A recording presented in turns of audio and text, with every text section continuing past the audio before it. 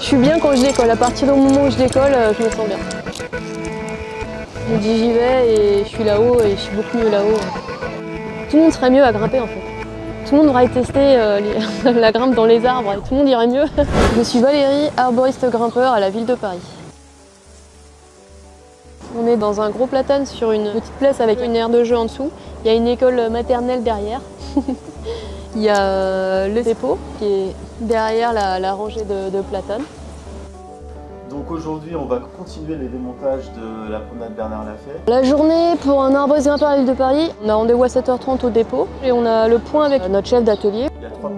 Enfin, 3 pas. Il y en a un qui est commencé, le parc est fermé. On doit s'organiser dès le matin, on va dire quel est le rôle de chacun pour la journée. Il y a de l'essence à faire. De l'essence, ouais. Donc il y a peut-être un moment donné. Donc en fonction de ça, on s'organise, on prend tous les outils, on organise les équipes. Le porteur c'est Anna et le fourgon c'est Alain. Voilà. Là, je vais vérifier tout le matériel avant qu'on parte en intervention parce que vu qu'on va faire un démontage, ça va nécessiter de couper du bois de sections un peu importantes, donc on doit vérifier qu'on a bien les machines assez puissantes pour ça. On va partir sur promenade Bernard Lafay pour abattre en fait des pins qui sont morts en fait, qui sont secs. Pas comme de l'élagage, on doit juste couper 2-3 branches. Là, on va retirer d'abord les branches et après on va retirer le fût petit à petit. Nous on va dans le pôle lourd avec Manu. J'ai choisi ce métier un peu par hasard. J'ai fait une reconversion professionnelle après plus de 10 ans dans le métier d'ingénieur.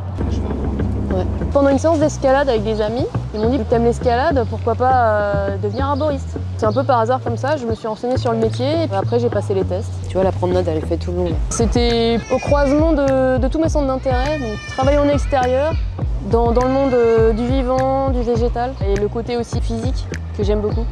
C'est sûr qu'aller faire les chantiers en vélo, c'est pas mal. Ah.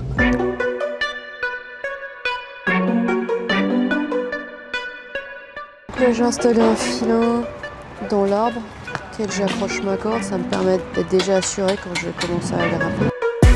Est-ce que tu peux décrire les EPI? On a le harnais, le casque avec les anti-bruits, la visière, le pantalon anti-coupe, protection devant, les chaussures anti-coupe, les manchettes de sécurité, les connecteurs, les poulies, les cordes. Là, c'est ce qu'on appelle les griffes qui va nous aider à être stable. Notre longe pour se maintenir au poste de travail. Dans ce métier, il y a énormément de choses qui me plaisent. D'être dans une 3e dimension. Le côté sportif, le côté physique et le côté très technique aussi du métier. Toujours essayer de bien se positionner, être le mieux possible pour couper et voir ce qu'on fait. Dans la rue, il y a des personnes qui se promènent avec leur enfant. Ils disent oh, regarde là-haut, le monsieur il coupe des branches. Moi je dis bah non c'est une dame. Et ils font ah c'est une dame. Et en fait ça permet, le fait de travailler en voirie, d'ouvrir un peu l'esprit des passants. Il n'y a aucune différence après sur le terrain, que ce soit un homme ou une femme dans l'arbre, on fait le métier de la même manière. Anna, je peux t'envoyer mon deuxième? On travaille tout le temps en équipe. Tous les rôles sont clés en fait pour qu'on réussisse bien la mission. Donc on va avoir un ou plusieurs grimpeurs, un ou plusieurs hommes de pied. En voirie, il faut faire la circulation. Là, même si on n'est pas sur la route, on peut quand même prévenir les piétons. On est ensemble et on compte les uns sur les autres et c'est un des gros points forts du métier aussi. Cette année, j'étais maître d'apprentissage d'Anaïs, qui monte à la griffe jusqu'à là, qui a fait son certificat de spécialisation arboriste grimpeur à l'école du Breuil. J'étais là pour l'accompagner tout au long de sa formation. T'as la bécane qui arrive? Ouais, vas-y, pas de souci. Si elle avait besoin de revoir des points particuliers, lui donner mon soutien ou leur montrer des choses. C'est mieux les sensations ce matin? Ok, nickel. Ok. Faire en sorte que sa formation se passe au mieux quand elle était dans le monde entreprise, donc à la ville. Et tu as quand même réussi à te mettre en arrière dans la longe, à avoir la triangulation entre tes griffes et la longe. Tu l'as eu? Du coup, c'est bon. C'est-à-dire qu'elle était jardinière. Les arbres en ville, ils ont une durée de vie plus brève qu'en forêt ou que dans les parcs.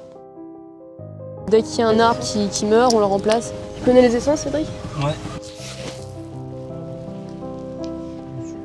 Un Coloruteria, de Prunus avium, 2 érables de Montpellier, qu'on va planter en hiver. fait, il était en pépinière, après ils l'ont empaqueté dans une tontine. Donc c'est ça, cette grillage au fil de fer pour le transport. En ville, on a besoin de tailler pour les besoins humains. Il y a beaucoup de piétons qui vont passer, donc on rehausse pour qu'ils puissent passer en dessous sans encombre. On essaie justement de faire cette intervention que ce soit le moins préjudiciable possible pour l'arbre et justement qui dure dans le temps. On essaie de les accompagner avec le houppier le plus large possible, le plus grand possible. On a besoin des arbres pour avoir cet ombrage, cette fraîcheur, cette canopée. Si on n'a pas cette canopée, toutes les zones minérales, on voit il fait beaucoup plus chaud.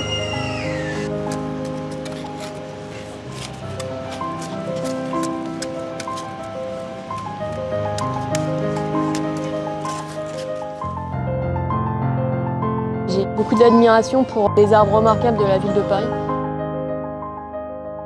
qui ont traversé les époques. Donc c'est à nous de les accompagner au mieux pour qu'ils continuent à nous survivre.